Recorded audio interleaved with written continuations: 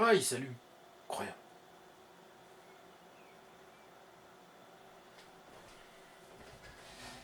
Ah non, il est joli cet ordinateur. Quelle ne fut pas la stupéfaction de Zmoun quand il découvrit que le PC ne démarrait pas. Après avoir ouvert une enquête pour refus d'obtempérer, Zmoun finit par comprendre que l'une des barrettes de RAM était défectueuse et empêchait le démarrage de l'ordinateur. Face à sa confusion et à l'appréhension de s'expliquer devant son public, Zmoun prit une décision radicale. Sacrifier 3 points de compétence en charisme sur cet Epic Rider en installant des barrettes sans bouclier et sans RGB, mais en intégrant 32 Go de RAM au lieu de 16 initialement prévus, sans pour autant changer le prix final du PC. Fin. Et bien voilà pour l'assemblage de cet Epic Rider qui est terminé. Dommage pour ce sacrifice de points de compétence en charisme, mais bon, j'avais pas le choix. Maintenant, place au test, on va voir ce qui bombarde un peu cet ordinateur. J'ai hâte, j'espère que vous aussi. Pour ces tests, on utilisera 3D Mark. 3D Mark, c'est un benchmark qui permet de solliciter fortement votre CPU et votre GPU sur 4 tests différents, puis de comparer les résultats avec d'autres utilisateurs utilisant une config similaire, en tout cas pour le combo CPU-GPU. Le premier test va solliciter votre CPU et votre GPU en même temps. Les deux tests suivants sont des tests graphiques et le dernier un test CPU. Les mesures que vous voyez à l'écran sont générées par FPS Monitor, un logiciel qui permet de suivre le comportement de votre système en temps réel. On peut y observer la fréquence de tous les cœurs du CPU, les températures, mais pas toutes, la capacité de RAM utilisée, le suivi des FPS, etc. Une fois le test effectué, on va observer la mesure des différentes sondes de température de la carte graphique, essentiellement, avec un petit logiciel nommé GPU-Z. GPU-Z, c'est un appareil de mesure poussée qui récupère les informations de votre carte graphique pour étudier son comportement dans tous les scénarios.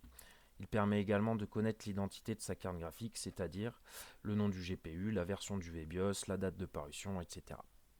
On peut remarquer une température du GPU à 68,5 degrés, un hotspot à 79,2 degrés. On n'a pas la température de la mémoire sur ce logiciel, c'est dommage. Ça dépend des constructeurs de cartes graphiques, des fois ils nous donnent l'information. En tout cas, de la VRAM qui chauffe de trop affichera des artefacts à l'écran, ce qu'on n'a pas eu pendant le test, donc je suppose qu'elles sont bien refroidies. Même si c'est un test qui dure 5 à 10 minutes, c'est quand même bon signe. Pour moi, aucun signe de faiblesse de ce côté-là. Une température cible sur les GPU Nvidia, c'est 81 à 84 degrés.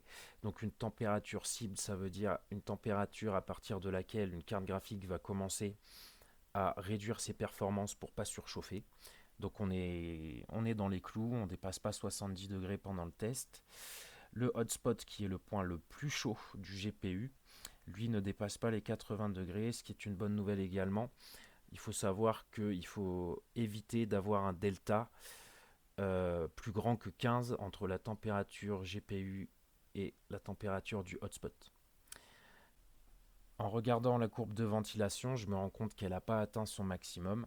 On est à 73%, donc en réglant une courbe encore plus agressive, sachant que la carte graphique est silencieuse, on pourrait avoir des éléments encore plus refroidis sur cette carte graphique et encore plus à même de performer librement. Une fois les températures observées et validées, on va aller voir notre score 3D Mark. En regardant le score, on remarque que même sans aucun réglage de ventilation, de fréquence ou de quoi que ce soit, on obtient un score meilleur que la moyenne. Pour moi, l'ordinateur performe dans ses caractéristiques et sa puissance était bien celle qu'on attendait.